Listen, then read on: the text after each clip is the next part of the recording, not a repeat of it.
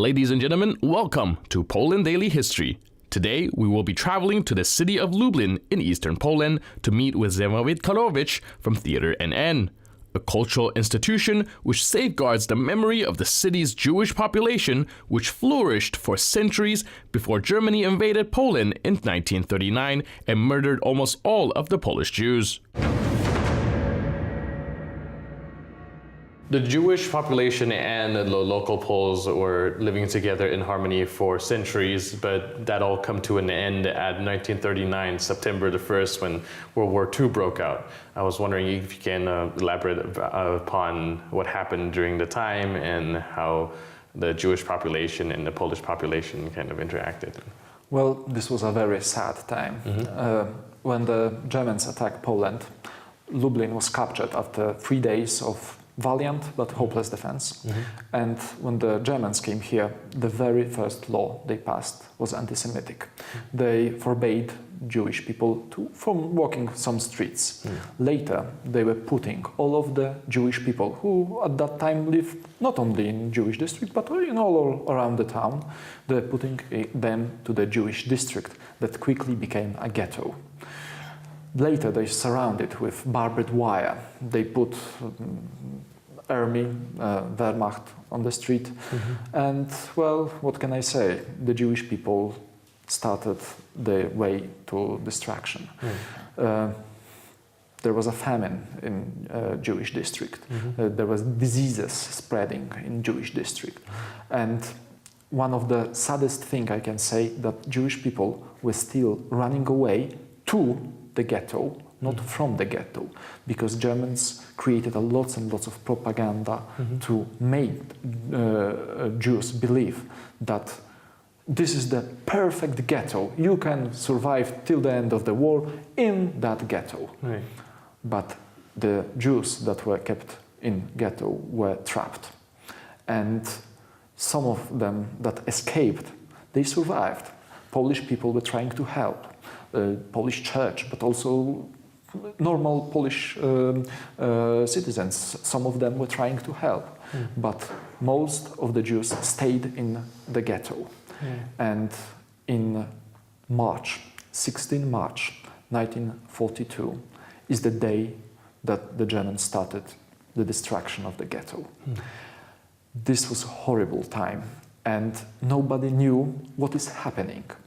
This was 1942, a year before the destruction of the Warsaw Ghetto. So nobody of the Jewish town knew what is coming for them. Right. The Germans told Jewish people that they would be resettled to the Ukraine when they will survive the war. But the Polish people, Germans only said, if you will even look at the German district, we will shoot you.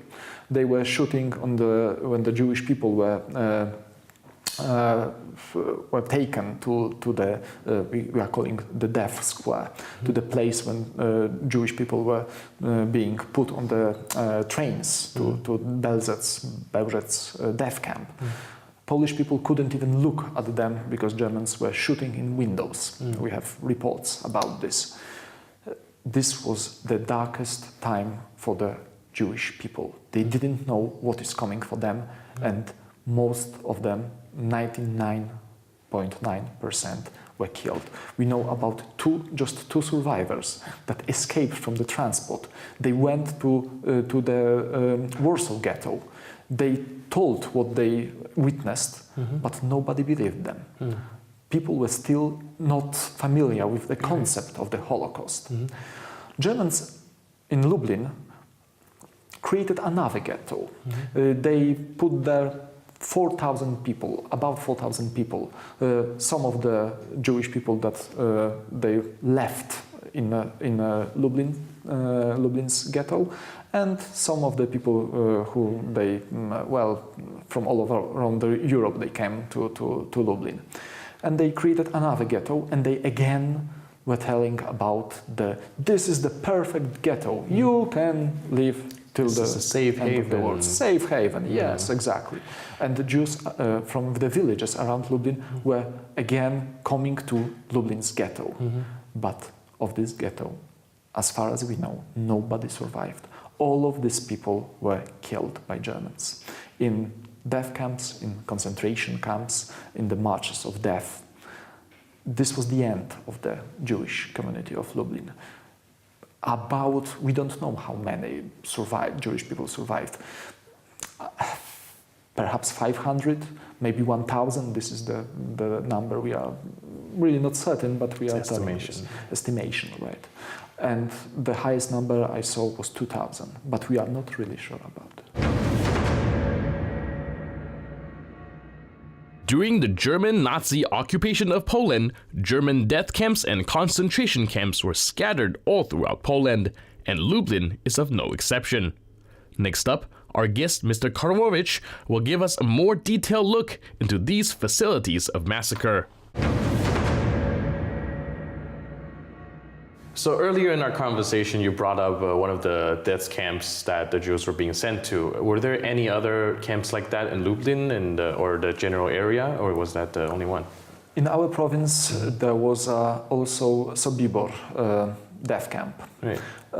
In our town, there was and still functions as a museum, there is a Majdanek concentration camp. Right.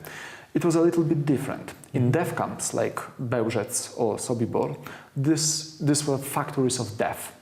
The people were coming to these camps from the trains. They were being told that this is only a hygienic procedure. They have to undress, they have to leave their luggage, and they were coming to the place. They were telling them that these are the showers, but these were the death chambers, gas chambers. They all being killed. From the process took like 2 hours at most, from the living, breathing people that were coming to these death camps to the burned bodies that were being thrown to the holes in the ground. Right. To the mass graves. Some of the people that were in these death camps were chosen by Germans to serve SS soldiers and Ukrainian auxiliary forces to be as servants and also do the dirtiest work, to burn the bodies, to bury these bodies and so on. These Jews consider themselves lucky because they have a few weeks or perhaps months to live. But the death was coming also for them. In Sobibor, there was an uprising of these people. They actually managed to kill some of the SS soldiers and the Ukrainian troops, and later they broke out and they ran away, and they were trying to survive. Most of them were captured and killed, but few of them survived. In our town was another camp. This was a concentration camp. Thousands, hundreds of thousands of people were being kept here in terrible conditions, actually terrible conditions. They were being slowly killed by famine, by diseases and so on, but they were not being killed right away. They were forced to work for the Germans sometimes, but from Majdanek we have there are really horrible reports about the people being tortured and murdered there. Lots of these people were children. We have a poem written by one girl that was, it is in Polish so I can't translate it, but it was really pulling the strings of your heart about little girl that her parents were killed in Auschwitz and she was here in Lublin living her last days probably alone. Also we have stories about other children, Jewish children, also Rome children, Polish children and Ukrainian children being killed here. Right now we have in Majdanek we have a museum. Many people are coming from all around the world to see for their own eyes how horrible thing was the Holocaust. They can see for their own eyes, they can tell how it happened. What more can I say about this concentration camp? The day of the slave that was kept in the concentration camp was really horrible. They were being killed by work. They were receiving just a small amount of food and they have to work all day. Sometimes the work they were performing, it was totally senseless. They were like, on one day they were digging a hole and another day they were filling it up. Totally without any use. Sometimes they were building something for the Germans, for the German army or something like this. But mostly they were just kept like slaves, starving and slowly dying of attrition.